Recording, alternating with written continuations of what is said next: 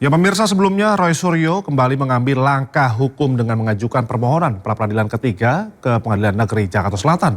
Sementara pihak Joko Widodo menuding pengajuan gugatan pra-peradilan yang dilakukan berkali-kali oleh Roy Suryo merupakan siasat untuk mengulur waktu pemeriksaan dan juga persidangan.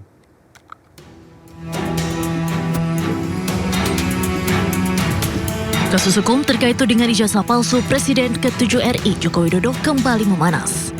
Di tengah masih bergulirnya pra-peradilan kedua, pakar telematika Roy Suryo kembali mengambil langkah hukum dengan mengajukan permohonan pra-peradilan ketiga ke Pengadilan Negeri Jakarta Selatan. Berbeda dari dua permohonan sebelumnya, kali ini Roy mengajukan gugatan yang berfokus pada tuntutan ganti kerugian terhadap jajaran Polda Metro Jaya dan Kejaksaan Tinggi DKI Jakarta. Kuasa hukum Roy Suryo, Refli Harun pun meyakini hakim akan mengabulkan gugatan ini. Yang kami ajukan untuk yang ketiga ini bukan pasal 35 ya Undang-Undang ITE, tetapi permohonan ganti rugi. Jadi permohonan ganti rugi itu menyusul kemenangan kami di dalam pra-peradilan pertama. Karena pada pra-peradilan pertama sebenarnya ada permohonan rehabilitasi dan ganti rugi kan. Tapi ganti ruginya tidak dibunyikan, rehabilitasi dibunyikan. Tetapi hakim mengatakan itu harus permohonan terpisah. Karena permohonan terpisah ya kami ajukan lagi dan rasanya tidak ada halangan untuk dikabulkan. Hanya mungkin dikabulkan berapa besarnya ganti rugi itu kan. Pihak Jokowi menilai pengajuan pra-peradilan yang dilakukan berulang kali oleh Roy Suryo hingga gugatan kedua dan ketiga tidak logis. Gugatan pra-peradilan ini dinilai sebagai taktik Roy untuk mengulur waktu ke persidangan dan menghambat proses hukum. Dengan pengajuan pra ketiga kan semakin terbukti dugaan kami bahwa ini untuk mengulur-ngulur perkara, yang berarti kok tidak confidence Bang Roy maju dalam persidangan dengan segala pembelaannya. Apalagi kalau tadi disampaikan argumen bahwa terdakwa belum menerima panggilan, sesuai ketentuan KUHP pada saat berkas dilimpahkan oleh jaksa ke pengadilan, tentunya terdakwa atau penasihat hukumnya sudah menerima tembusan salinan pengiriman berkas termasuk dakwaan, yang artinya secara yuridis sudah tahu adanya pelimpahan berkas ke pengadilan, karena itu ketentuan KUHP. Dengan pra-peradilan ketiga yang kini menuntut ganti kerugian, proses hukum terkait kasus dugaan ijazah palsu Joko Widodo kembali menjadi sorotan karena sejumlah gugatan diajukan Roy Suryo secara beruntun terhadap aparat penegak hukum yang menangani perkara tersebut. Dari Jakarta, Tim Liputan iNews melaporkan. Ya pemirsa, uang sebesar 476 miliar rupiah dan 74 kilogram keping emas batang yang ditemukan polisi di rumah Febri Adriansyah diklaim milik Don Rito. Namun benarkah uang dan emas sebanyak itu hanya milik Don Rito seorang?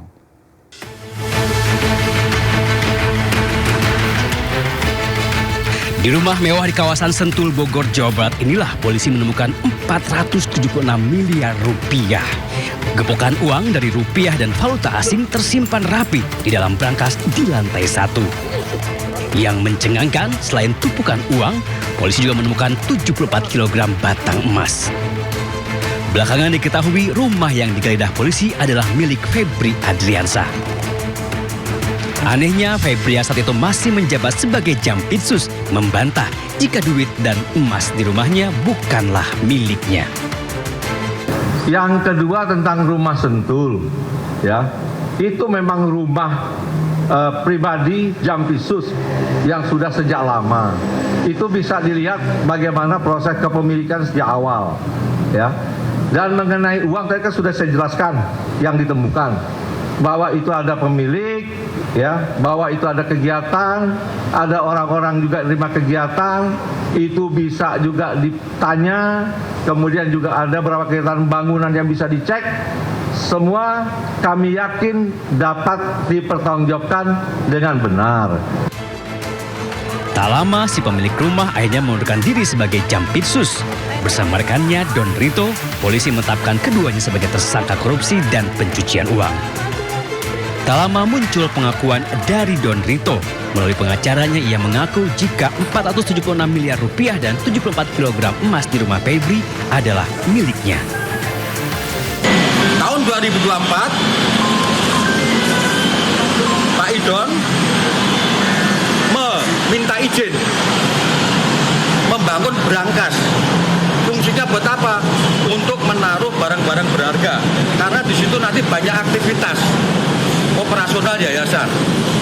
Nah, sekarang dikaitkan dengan temuan penggeledahan. Ada 74 kg emas, 12 juta US dolar Singapura dan 4 juta something ya Amerika. Pada saatnya akan kami buka ke publik seluas-luasnya. Yang pasti itu tidak berkaitan dengan Pak Febri.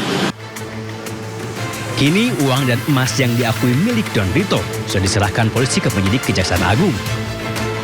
Pertanyaannya, benarkah tumpukan uang dan emas batangan itu milik Don Rito atau ada pemilik lain yang justru enggan mengakuinya? Tim Liputan Ainus melaporkan. Dinilai cacat prosedur dan langgar hukum pengalihan berkas perkara mantan Jampitsus Febri Adriansyah dari kepolisian ke Kejagung digugat ke pengadilan. Sementara menurut polisi, pelimpahan berkas Febri ke Kejagung dilakukan demi sinergitas antar lembaga.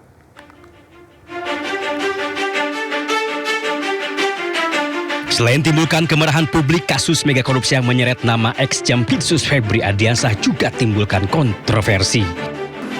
Sejumlah pihak mempermasalahkan pengalihan berkas perkara dari kepolisian ke Kejaksaan Agung. Lembaga Pengawasan, Pengawalan, dan Penegakan Hukum Indonesia atau LP3HI bahkan sudah melayangkan gugatan pra-peradilan ke PN Jakarta Selatan.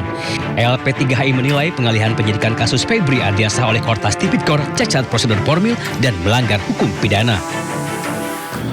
Kami melihat bahwa apa yang dilakukan oleh Kortas Tipikor dengan cara mengalihkan berkas perkara kepada Kejaksaan Agung itu tidak sesuai. Pertama, memang dalam aturannya tidak ada. Di dalam KUHP itu pelimpahan itu bisa terjadi kalau berkasnya lengkap dari penyidik kepada penuntut. Kalau antar penyidik hanya bisa dilakukan oleh KPK dalam bentuk pengambil alihan. Tidak hanya LP3HI, masyarakat anti korupsi atau MAKI juga akan gugat Kortas Tipikor atas tindakan mengalihkan perkara ke Kejagung. Pengalihan kasus ini dari polisi ke jaksa, itu mau Anda lawan? Ya kita uji, bukan lewat dilawan loh ya, kita uji. pra-peradilan dia lah. Ya kalau memang nanti dikabulkan biar tetap di polisi. Oke. Kan gitu. Kalau ditolak berarti ya boleh ke jaksa kan. Sementara itu, Kortas Tipikor Polri menyebut jika penyelidikan dan penyidikan yang mereka lakukan sudah sah secara hukum. Bahwa penanganan Polri, penanganan penyidikan terhadap 3 perkara telah dilimpahkan ke Kejaksaan Agung dalam rangka untuk sinergitas. Febri Adriansyah ditetapkan sebagai tersangka untuk 3 kasus korupsi, yakni pengadaan batu bara PT PLN, korupsi di PT Asabri, dan korupsi PT Krakatau Steel. Jika rekannya sesama tersangka Don Rito sudah ditahan, hingga kini Febri masih melenggang bebas. Tim Liputan Ainus melaporkan.